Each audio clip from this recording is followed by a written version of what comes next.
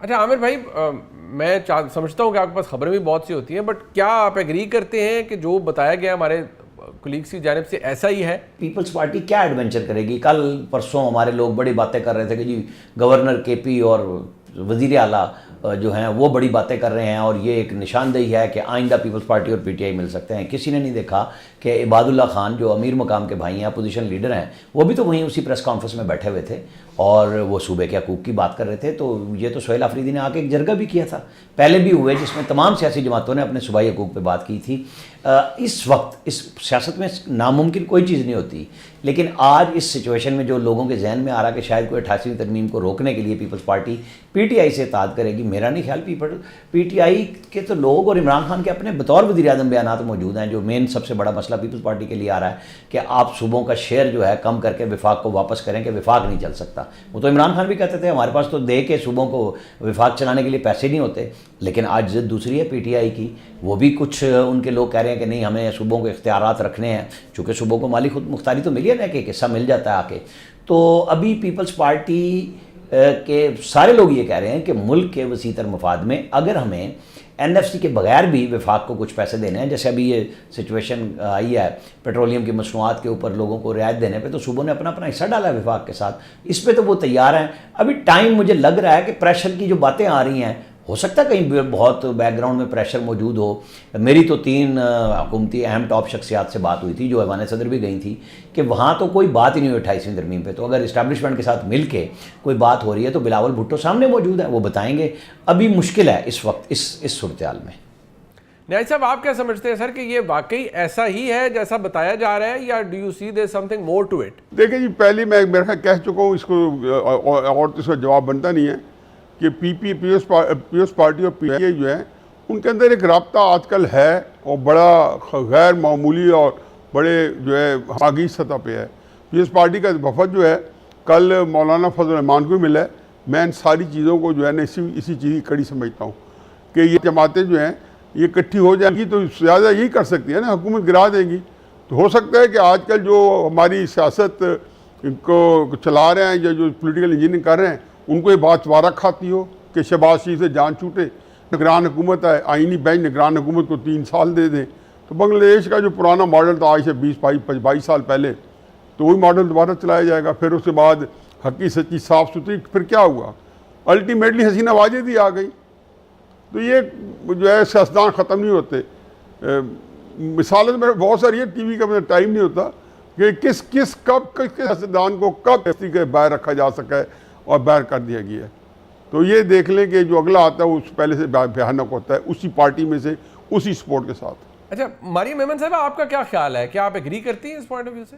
देखिए, अगर बात करें पीपल्स पार्टी और पीटीआई के आपस में ताउन की, वो तो इलेक्शन के बाद भी जब 2024 का हुआ था तो एक ऑप्शन मौजूद था, लेकिन तहरीक इंसाफ ने उस वक्त उस तरफ कदम नहीं बढ़ाया है। पाकिस्तान पीपल्स पार्टी में बहुत फ्लेक्सिबिलिटी है। उन्होंने अपने दौरे हुकूमत के अंदर चौधरी परवेज़ इलाही साहब को नायब वज़ीर आज़म बनाकर ही बता दिया कि भाई सियासत में कुछ भी हुआ जा कर सकता है।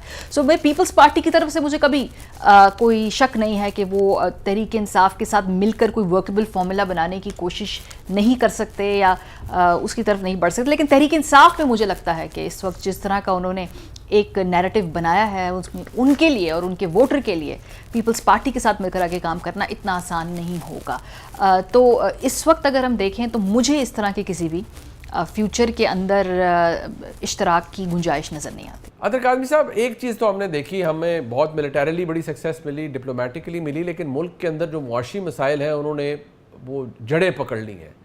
क्या आपको लगता है कि इस निज़ाम हुकूमत को, इस हुकूमत को ख़ास तौर पर कोई ख़तरा है इन मुआशी चैलेंजेस को देखते हुए? देखिए, हुकूमत की जो बैरून ममालिक कामयाबियां हैं, यकीनन उसमें कोई नो डाउट उसका जिक्र भी किया जाता है, बार बार किया जाता है। लेकिन जिस तरह आपके सवाल में भी ये क्वेश्चन है कि भाई आम बंदे की ज़िंदगी उससे कैसे बेहतर हुई है, मईशत की क्या हालत है। इन्होंने जो दावे किए कि भाई इतनी सरमायाकारी आ जाएगी, यहाँ पे इतने इन्वेस्टर आ जाएंगे, कभी कोई जेंट्री बीच साहब आ जाते थे, कभी कोई और शख्सियत आ जाती है, इतने इन्होंने MOU साइन कर दिए। क्या आज आपकी मुल्क की मईशत बेहतर हुई? क्या आज कोई भी शख्स ये दावा कर सकता है कि आम बंदे की ज़िंदगी में कोई आसानियाँ आई हैं? तो कंप्लीट आपको फेलियर नज़र आता है आपकी मौशी पॉलिसियों के अंदर। 4 साल में भारत ने पहली दफ़ा 3 रुपये पेट्रोल की कीमत को बढ़ाया। क्या वो आलमी मार्केट में जो कीमत ऊपर जाती है उससे मुतासिर नहीं होता?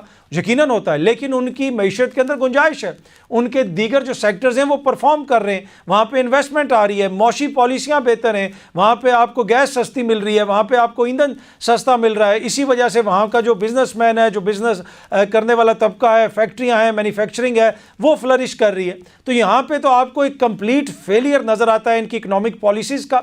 लेकिन उससे भी ख़तरनाक चीज़ ये है कि उसके ऊपर ये यहाँ पे जश्न मनाते हुए नज़र आते हैं। आए रोज़ कोई बड़ा जश्न हो रहा होता है, जी ये हमने माइलस्टोन अचीव कर लिया, वो हमने माइलस्टोन अचीव कर लिया। सबसे ख़तरनाक चीज़ ये है कि लगता ऐसे है कि इस निज़ाम को, इस हुकूमत को इस चीज़ का इदराक ही नहीं है कि आम बंदे की ज़िंदगी कितनी मुतासिर हो रही है और उसका कितना बुरा हाल है।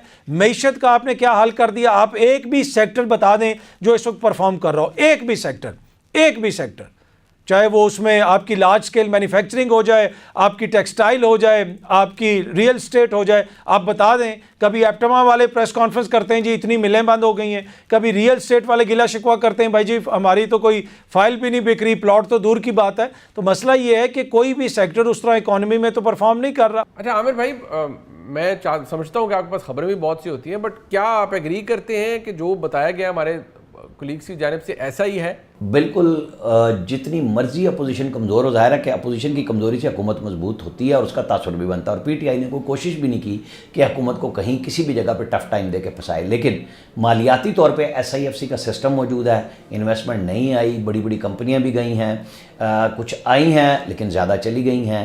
ये क्वेश्चन बहुत बड़ा है, क्योंकि अगर आप यहाँ पे बरामदात ही नहीं होंगी आपकी, तो आप एक्सपोर्ट यानी बरामदात नहीं करेंगे तो आपके पास ज़र मुबादला कैसे आएगा? इस वक्त ओवरसीज़ पाकिस्तानी सबसे बड़ा ज़रिया जो हमें भेज रहे हैं।